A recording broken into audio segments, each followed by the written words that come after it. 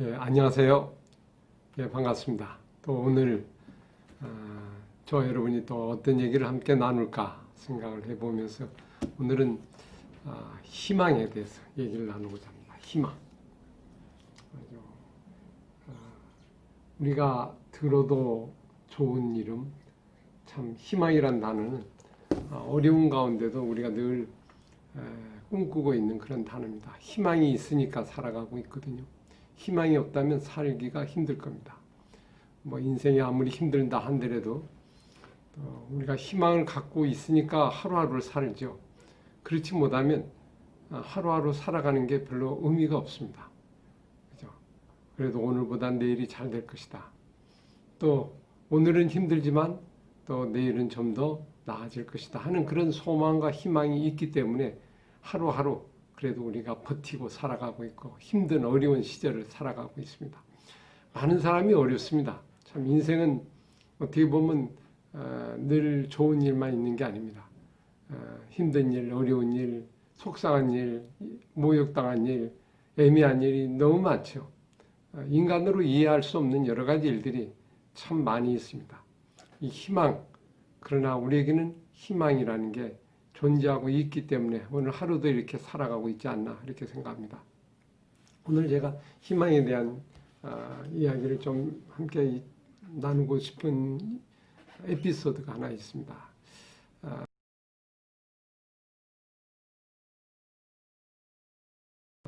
어느 날 저에게 어떤 한 분이 전화를 했습니다.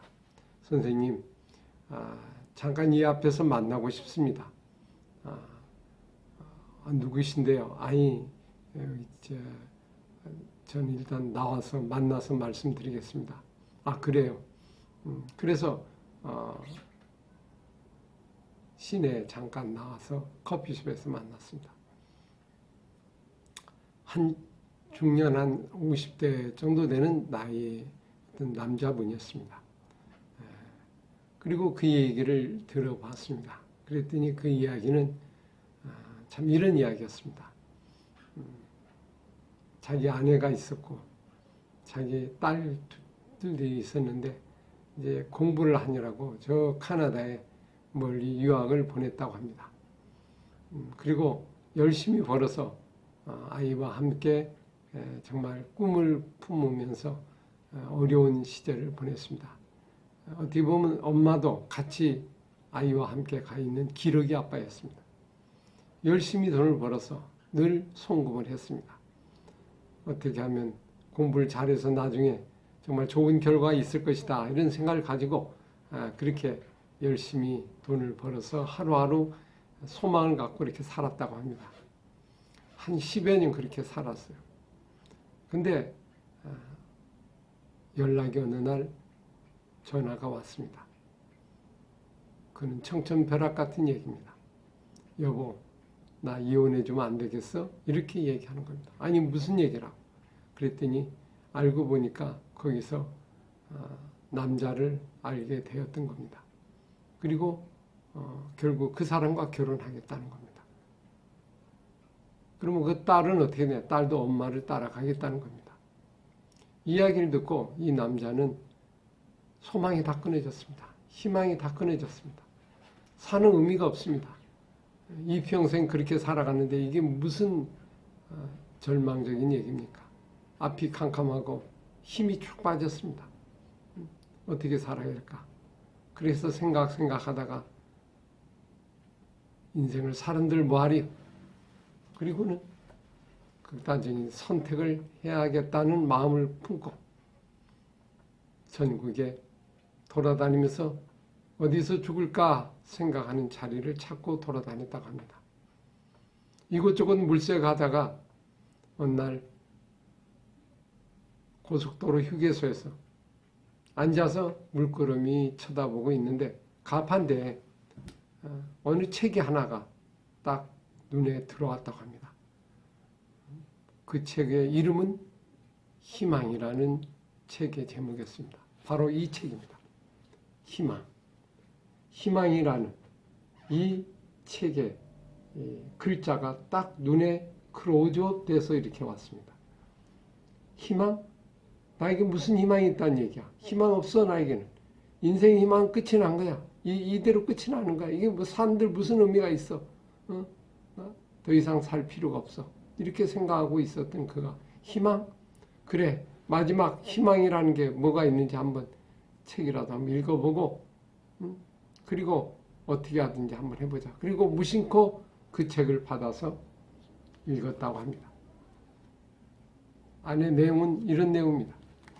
아주 큼직큼직하게 글자가 좀 넉넉하게 쓰여져 있는 그런 책에 약간 수필과 에세이에 대한 그런 내용입니다. 이 내용 중에 여러 가지가 내용이 있겠습니다. 근데 이 책을 쭉 읽다가 어느 정도 마음에 와닿는 것이 있었던 것 같아요. 그리고는 이 책을 읽고 서울로 올라왔습니다. 그리고 저를 찾아왔습니다. 그리고 말하기를 선생님 참 감사합니다. 제가 이 책으로 말미암아 제가 인생을 다시 한번 살아야겠다는 희망을 갖게 되었습니다. 고맙습니다. 하면서 이 이야기를 하려고 여기까지 달려왔다고 말씀을 했습니다. 그리고 한 가지 덧붙여 얘기하기를 한 가지 희망이 있다면 여기 책에 쓰신 그런 내용대로 제 아내에게 어떻게든 만나서 같이 재회를 할 수 있는 그런 기회를 주신다면 더 큰 소망이 될 수 있겠습니다. 그렇게 부탁을 하고 돌아갔던 한 이야기가 있습니다. 책으로 인하여 한 사람이 살아나고 한 사람이 소망을 얻는 그 현장을 제가 직접 목도하면서 이 책은 한 권으로서 한 사람을 살리는 책의 한 권으로서 임무를 다했다. 이렇게 생각을 합니다. 참 감사한 일이죠. 저는 그런 생각이 들었습니다.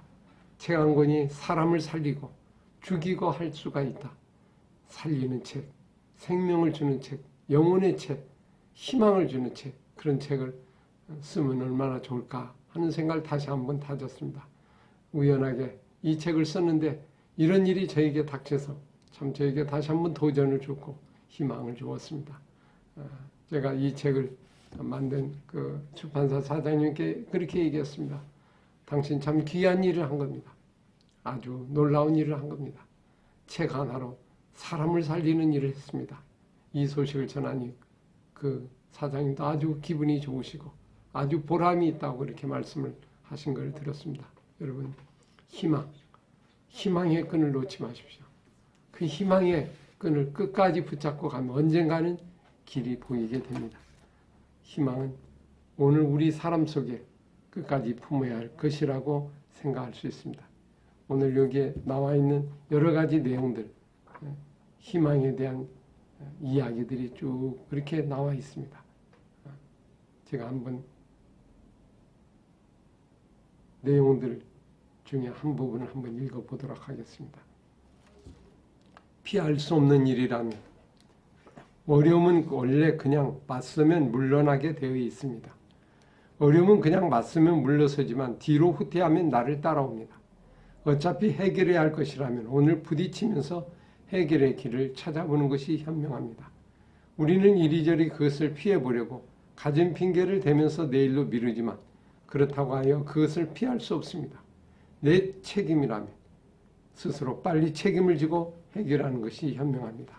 그렇지 않으면 나중엔 더 이상 책임을 회피할 수 없는 상황을 처하게 될 것입니다.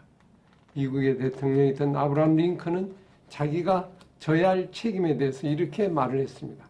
오늘 회피한다고 해서 내일 그 일에 대한 책임을 피할 수는 없는 것이다. 책임져야 할 일을 과감히 맞서서 책임을 지면 두려움은 반으로 줄어듭니다. 책임져야 할 일을 비겁하게 물러서서 남에게 책임을 전가하고 변명하면 그 두려움은 2배나 됩니다. 우리 주위에 일어나고 있는 많은 일들은 일찍 책임졌더라면 지금 그것 때문에 이렇게 오랫동안 고통을 당하지는 않을 것입니다. 하는 간단한 내용입니다. 여러분, 인생이 힘들고 지칠 때 좋은 책을 한번 읽어보시고 희망을 주는 이야기를 읽어보시고 다시 한번 일어서는 그런 인생이 되길 바랍니다. 아직 끝나지 않았습니다. 끝날 때까지는 아직 끝나지 않았습니다. 하나님이 여러분을 끝까지 포기하지 않는 한 우리는 끝내서는 안 됩니다. 그분을 마지막 만나고 끝날려도 끝내야 될 겁니다. 그렇지 않고 끝나는 것은 어리석은 겁니다. 한번 마지막까지 희망을 품고 인생을 살아가는 오늘 우리들의 삶이 될 수 있어야 할 것입니다. 참 여러분 어떻습니까? 소망이 있습니까? 희망이 있습니까? 어떤 소망과 희망을 갖고 갑니까? 혹시 죽은 후에까지도 희망이 있습니까? 죽으면 끝이다. 혹시 그렇게 생각하지는 않습니까? 아닙니다. 죽음 이후까지 희망이 있습니다. 인생은 그래서 살만한 가치가 있는 겁니다. 비록 힘들고 어렵고 정말 도저히 극복하기 어려운 고난이 닥친다 할지라도 우리의 끝은 아름답습니다. 죽음으로 끝나는 삶이 아닙니다. 인생은 그렇게 된 게 아닙니다. 죽음 이후에도 희망이 있습니다. 하나님을 만나면, 하나님 안에 거하면 거기에 새로운 희망이 일어나게 됩니다. 유명한 성자였던 성 어거스틴이 있습니다. 어거스틴이 이런 얘기를 했습니다. 자기도 모든 생활, 방탕의 모든 생활을 다 돌아보고 인생의 쾌락도 즐겨보고 많은 인생을 해봤으나 진정한 안식을 얻지는 못했다. 진정한 안식은 하나님 품 안에 돌아오면서부터 진정한 안식을 얻게 되었다. 이렇게 고백을 했습니다. 여러분 힘내십시오.